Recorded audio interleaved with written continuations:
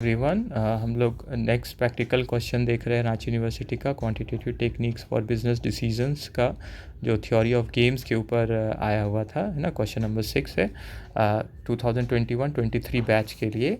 ठीक है, स्टार्ट करते हैं। तो हमारा लिखा हुआ है solve the following matrix game, और मैट्रिक्स क्या दिया हुआ है, तो थ्योरी ऑफ गेम्स का एक क्वेश्चन है। ऊपर में प्लेयर 1 ए लिखा हुआ है, प्लेयर बी है, तो 3/2 और -2 और 5 लिखा हुआ है। तो इसको हम लोग जब सॉल्व करते हैं तो जो हमारा पहला वाला रो है स्ट्रैटेजी 1 हो गया, और दूसरा वाला क्या हो गया, स्ट्रैटेजी 2। उसी तरह ये प्लेयर बी का, और प्लेयर ए के लिए जो ऊपर वाला है स्ट्रैटेजी 1, और यहाँ पे हो गया स्ट्रैटेजी 2।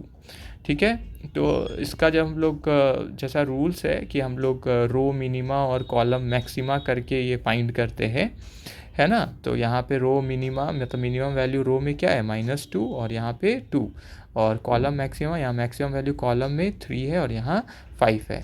तो हम लोग जानते हैं रूल के हिसाब से, अगर सैडल पॉइंट या इक्विलिब्रियम पॉइंट एग्जिस्ट नहीं करता है तो हम लोग सॉल्व करते हैं। इक्विलिब्रियम पॉइंट मतलब एक जैसा पॉइंट नहीं आया है दोनों में, है ना, जब उसमें मैट्रिक्स में, तो हम लोग सॉल्व करते हैं मिक्स स्ट्रैटेजीज़ का यूज़ करके।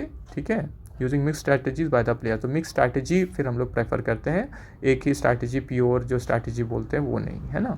तो इसके लिए फिर फॉर्मूला है हमारा सिंपल में निकालने के लिए। तो x का वैल्यू हम लोग निकालेंगे, तो वो क्या हो गया, a22, इसका जो फार्मूला है -a21।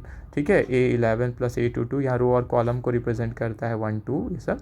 ठीक है, -a12 + a1 2 और फिर a21।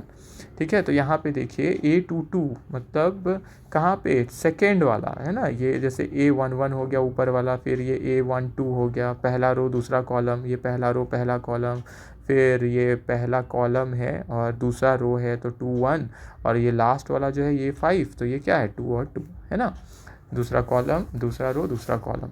तो बस हम लोग क्या करेंगे, फिर वैल्यूज़ पुट कर देंगे ये। ठीक है, उसी तरह वाई में भी देखिए लगभग सेम फार्मूला है, नीचे वाला देखिए ये सेम है ना।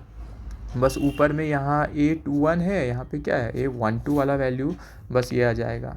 ठीक है, तो इस एक में ये वैल्यू आ गया, है ना, और दूसरे में कौन सा 21 वाला है ना। तो ये वैल्यूज़ आ गया। ठीक है, तो इसका क्या आया, x का 3 8 आया, और इसका 7 8 आया y में, और v का भी फिर फॉर्मूला है वैल्यू ऑफ द गेम निकालने का, वैल्यू ऑफ द गेम। तो इसके लिए a1122 है, फिर a12 a21, और फिर नीचे वाला अगर देखिए तो ये क्या है, सेम ही है ना। तो इजी फार्मूला है। ठीक है, और इसको पुट किया तो हम लोग कितना आ गया, 19/8, है ना।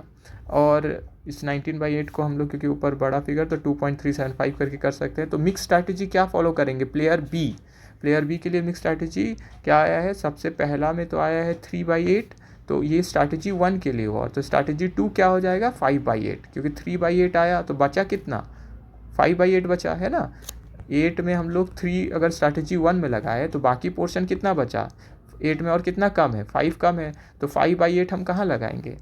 ठीक है, वो हम लगाएंगे स्ट्रैटेजी 2 के लिए। उसी तरह प्लेयर ए का हम लोग निकाल लिए, स्ट्रैटेजी 1 का इनका आया था 7/8, तो ये 7/8 अपना अब स्ट्रैटेजी 1 के लिए अप्लाई कर रहे हैं।